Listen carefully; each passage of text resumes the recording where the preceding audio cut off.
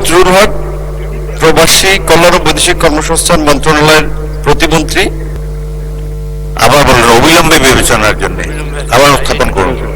আমি এখন মাননীয় প্রবাসী কল্যাণ ও বৈদেশিক কর্মসংস্থান প্রতিমন্ত্রী নুরুল হককে সংসদে উত্থাপিত আকারে বৈদেশিক কর্মসংস্থান ও অভিবাসী সংশোধন বিল 2026 অবিলম্বে বিবেচনার প্রস্তাব উত্থাপনের জন্য আহ্বান জানাচ্ছি।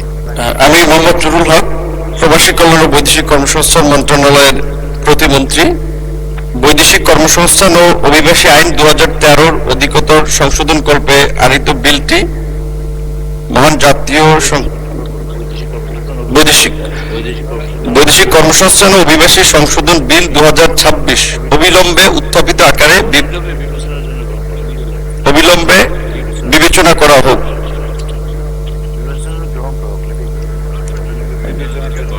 আবার বলেন।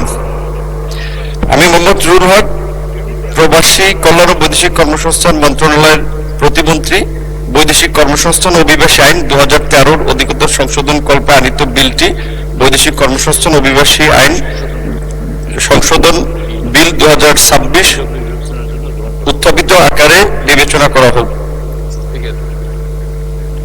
আবার বলুন, অবিলম্বে বিবেচনার জন্য আবার উত্থাপন করুন।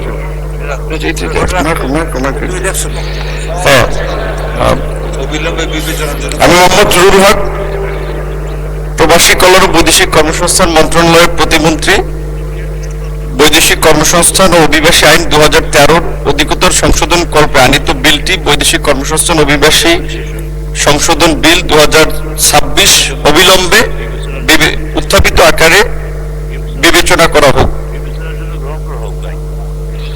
অবিলম্বে বিবেচনার জন্য গ্রহণ করা হোক।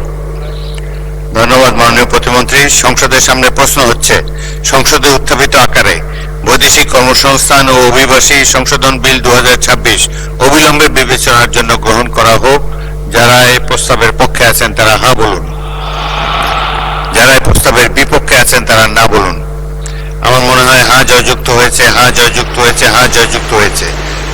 অতএব সংসদে উত্থাপিত আকারে বৈদেশিক কর্মসংস্থান ও অভিবাসী সংশোধন বিল 2026 অবিলম্বে বিবেচনার জন্য গৃহীত হলো।